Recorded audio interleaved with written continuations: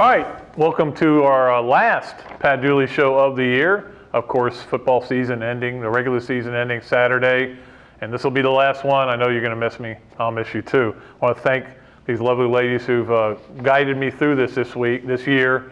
It hasn't always been easy, but we made it through it. We have an interesting show today. Instead of a panel, what I'm going to do later today in this show is I'm going to give out my awards, the Dooley Awards for this college football season. So I got about 10 of them, exactly 10 of them, that we're going to give out. And hopefully you've enjoyed it. Don't forget, our radio podcast should be up by now. Go click on there. Kevin Carter and Rick Catlett from the Gator Bowl, the guests. So ought to be I think you'll enjoy it. I think it's the best one we've done so far, and we've been having a lot of talks about what we want to do with this radio podcast and whether we want to keep it going in some form or fashion. Of course, December I'm out for a while with a surgery, but after that, back at it as well. And again, we'll know a lot more where Florida's going bowling by that time. Bowling, is that a word? Bowling? No, bowling at that time. But of course, Florida in prime position to go to a really big bowl, but they got to beat FSU. Again, they win on Saturday. They beat Jacksonville State. It's not fun to watch. The fourth quarter is miserable. It is just what this team is, and I don't know how many times I've stood up here and said that, but it is. It's what it is. It's a team that's not has some offensive issues, and they're going to try to win with defensive special teams, and they're just going to try to win. And when they win, you know, Will Muschamp had a great line today. Somebody asked him about winning sexy, and if you remember Saturday night, I asked him about that. I go, your team doesn't really win sexy, and he said, my wife said, our team doesn't win sexy, but I'm sexy. So he's got that going for him. So good for you, Will. I never really thought of you that way, but I guess we'll have to re-examine it. Florida wins the game. They go to 10-1, and which is an achievement. No matter how you, and I'm still getting a lot of the emails, and I understand. I understand how you feel when you watch this team play, and it's 10-0, and you know that your team is a block punt away from being in a tight game with Jacksonville State. I get it, but at the same time, they're 10-1. They've won 10 games. That's very few teams have done that around here. I think 6 others have been 10-1, and this one is one of them. Of the other 6, 4 of them played for a national championship. So that's pretty good stuff. And obviously, with what happened Saturday night, it all blew up. The BCS, it's chaos, just what we wanted. We have no idea who's going to be playing for the national championship. You thought you knew, but now you don't know. Kansas State probably isn't. Oregon probably isn't. Notre Dame probably is. And then it looks like an SEC team is going to be in there. Now think about this scenario. Alabama loses to Auburn. Georgia loses to Georgia Tech. Florida loses to Florida State. And then Oregon gets back in there, right? Or Stanford. Nah, none of those things. Well, not all those things are going to happen. First of all, Alabama couldn't lose to Auburn if they ran out their JV team. Auburn's terrible, and they'll take care of that. But it'll be interesting. What if Georgia lost to Georgia Tech, then beat Alabama? And then Florida lost to FSU. I mean, there's still a lot of crazy things that could happen. But it seems almost definite that an SEC team's going to be in the national title game again. So go for 7 in a row. Will it be Florida? It could be. I mean, I know sometimes it's hard to wrap your arms around that with this team, but if they beat Florida State, which is not going to be easy. In fact, I think personally it's their toughest game of the year. But if they can beat Florida State and Notre Dame loses to USC, which is doubtful because USC's quarterback is out, or Georgia Tech beats Georgia and Georgia beats Alabama, I mean, there are scenarios where they can play for the national title. Look, I'm not going to turn it down. Miami, we've been down there for a national title game. They treat the media. I'll tell you how good they treat the media. Not only do they feed you the whole time, but they have like Wii and Xbox and all kinds of games in the media lounge. I mean, this is not like going to the, no offense, Outback Bowl or something like that. So I'm all in favor of it. Even as I'm recovering from hip surgery, I'll limp down there for that. But we'll see.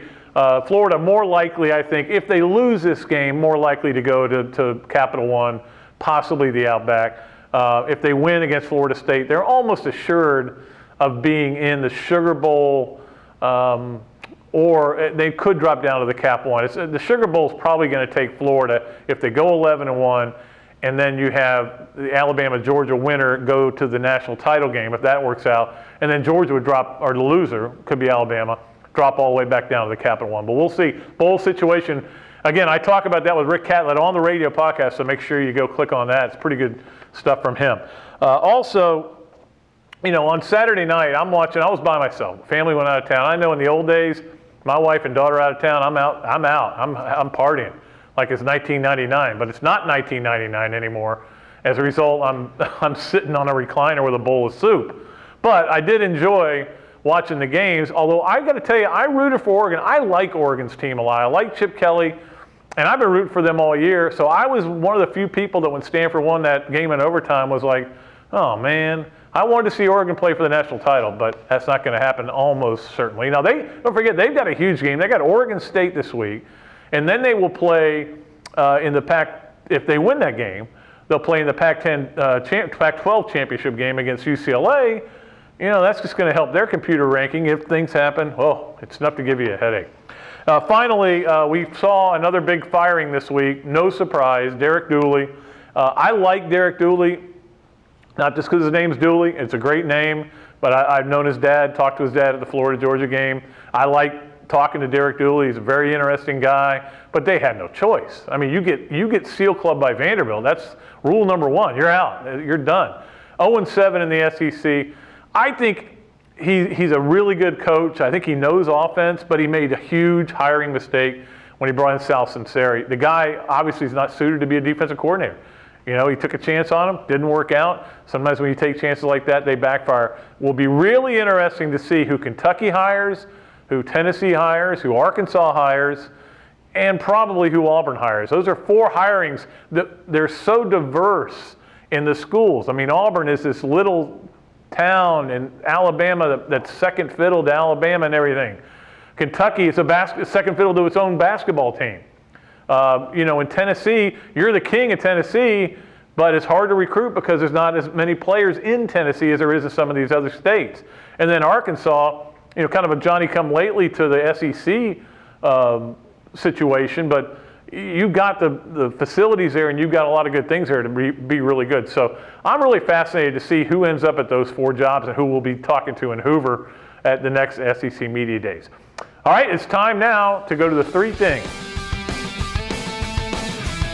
All right, it's time for the 3 things I'm thinking this week, and the number 1 thing, the revolution isn't over. I wasn't ahead of everybody on this, but I was ahead of a lot of people 3 or 4 years ago when I started writing that we were about to see college football evolve like never before, that things were about to explode, conferences were going to realign, some conferences were going to go away, we're going to go to a playoff. All this stuff was on the way, and just watch it happen. It may be quick, it may take a long time. Well, what has happened is it's happened in bursts, and we just when a lot of people thought it was over, a huge burst this week with Rutgers and Maryland both going to the Big 10-ish, as I call it, because it's not 10, now it's 14, and you know that it's going to continue, that there are going to be other conferences that are going to want to expand. The ACC may be heading south, and it's ironic that Notre Dame went into the ACC, and now it may dissolve, but the revolution's not over, and we have no idea what it's going to look like. A lot of people like me believe we're eventually going to get to 4 16-team super conferences. They're going to have to play tougher schedules. The regular seasons will count, but it'll be more NFL-like than it is now. And then everybody else is going to be basically playing for the other bowl games unless you have a spectacular season. Again, who knows what it's going to look like because none of us know. It's just gone so crazy in college football. We may see Notre Dame eventually have to join a conference because they have no choice. But it is the revolution far from over. Number 2, it was amazing to see all the glee when Alabama lost. And again, look, I know a lot of people don't like Alabama for many reasons. They have arrogant fans, like Florida doesn't. They've won an awful lot. They claim national championships that don't exist. I get that. Nick Saban can be a total jerk. I get all that, why you don't like him. But the national dislike for Alabama was more of a SEC dislike.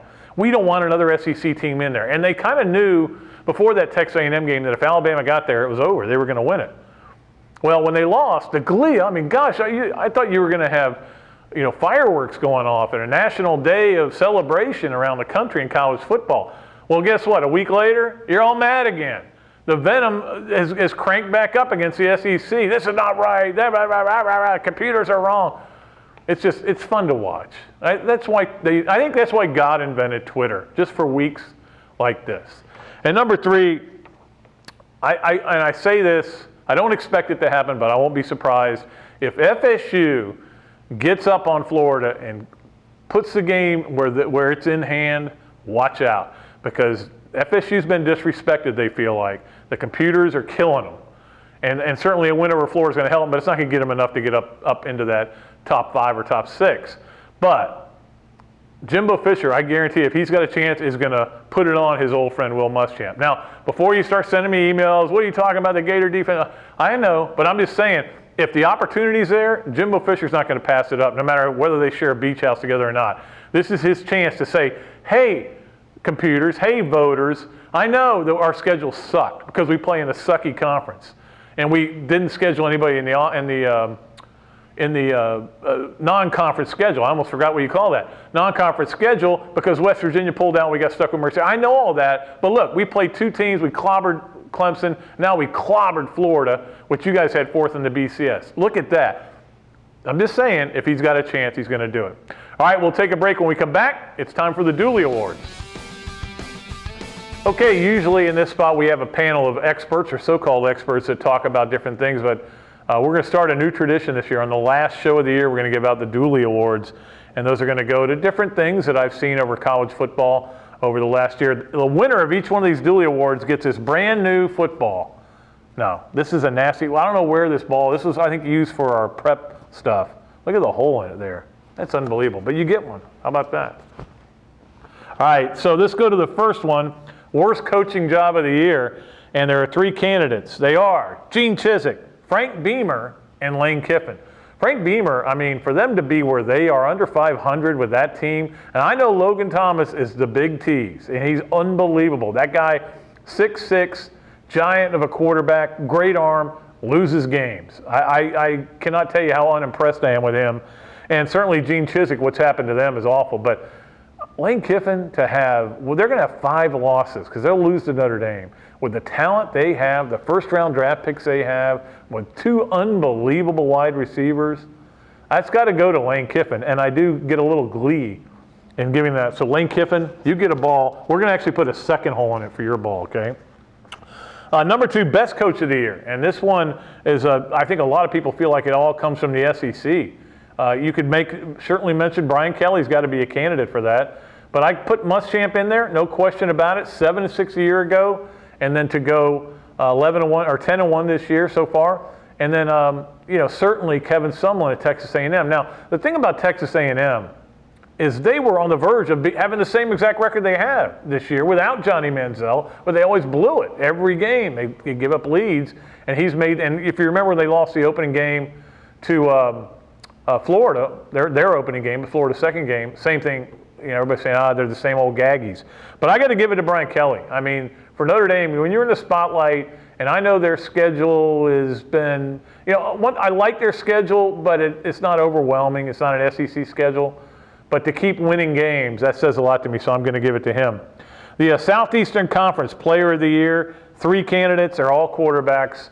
That would be Johnny Manziel, A.J. McCarron, and Aaron Murray. It's hard to find anybody else who's had that big impact. Because when you look at Florida, is there a guy? I don't really think there is. For a while it was Gillislee. Then you might want to argue Driscoll, somebody on defense. But Florida is really a team effort. I don't think there's anybody in that mix. And obviously I'm going to go with Manziel. The numbers he's putting up are unbelievable. And even though I may not vote for him on the Heisman, I'm still not made up my mind on that because of this can't talk to the media policy. Johnny Manziel, you get a football with a hole in it.